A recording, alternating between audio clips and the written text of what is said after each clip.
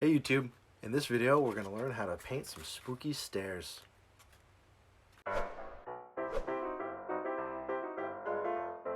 the previous video I taught you how to carve these stairs, but now we're going to go ahead and paint them. Make them look nice and spooky so they fit in perfectly with your Department 56 and Lee Magic's Halloween villages. So here are the stairs that we carved in our last video, and before this I base coated this all in black just with the standard latex house paint, just to give it a nice base to work from. As for the rest of the paint colors, you're going to want a dark gray, medium gray, and a light gray. You're also going to want a spare piece of cardboard to use as a palette, and a medium-sized paintbrush. First thing we're going to do is an undercoat of a dark gray to lay down the first layer. If you've watched my other video on how to paint cliffs, this is going to be a very similar process. We're going to do a bit of overbrushing on these stairs at first just to give it a layer, and then get progressively lighter on the paintbrush as we go along. So I dabbed some paint on my brush, wiped most of it off, might even do a little bit more. And now we're just going to start covering the stairs. You still want to leave some of the black showing through, and this is going to be a very dark layer anyway, but it just kind of gives a little more dimension in here. Just start going on light. You don't want to fully paint these stairs, just some kind of light strokes. You can see it's hard to tell because the gray is so dark, but you can see where it's wet there, where I've hit the majority of these stairs, but leave some black in the cracks and crevices and the recesses.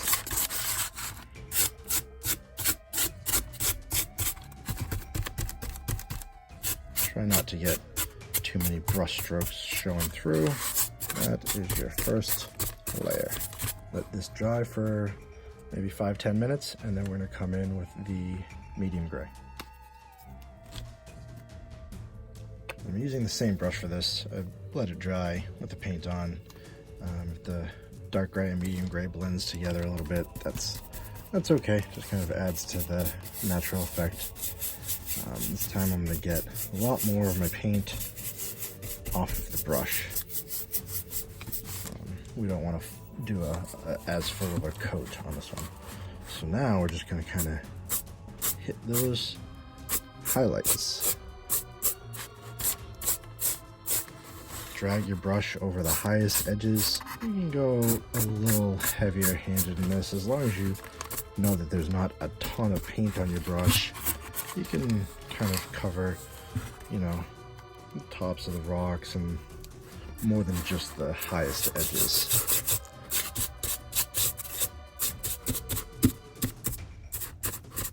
You can use a brushing motion, a little bit of a dabbing motion, but you want to make sure that you're leaving some of that dark gray and the black in the recesses. You can kind of see the difference between this and this.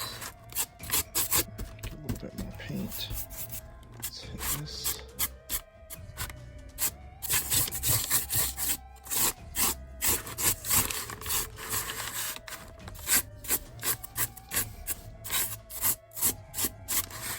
There you go. We've lightened it up a little bit, giving it the second coat. And you're going to want to let this layer dry for a while. Last time I let it dry for about 5 minutes or so, but this one you want to let dry for maybe 20 minutes, half hour. You could even walk away, you know, for a couple hours, do something else, and come back and let it fully dry, because you don't want the next layer to blend at all. You want this to be very dry before we start putting on the lightest grays.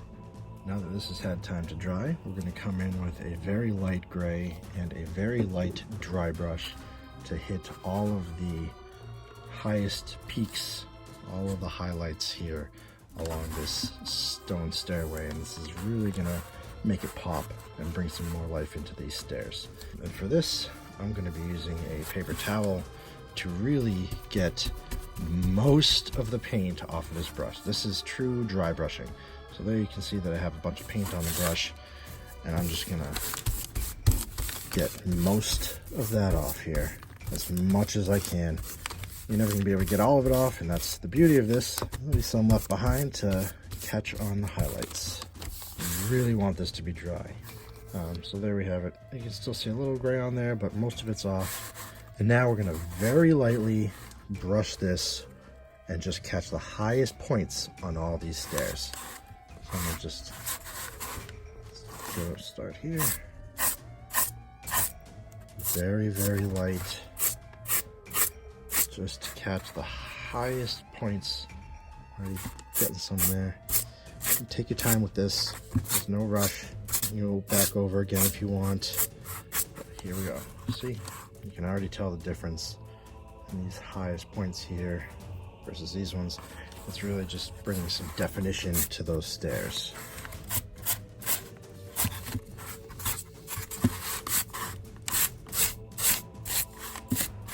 I try to avoid getting strokes and defined brush marks like that, but sometimes it's unavoidable. It all blends in together eventually.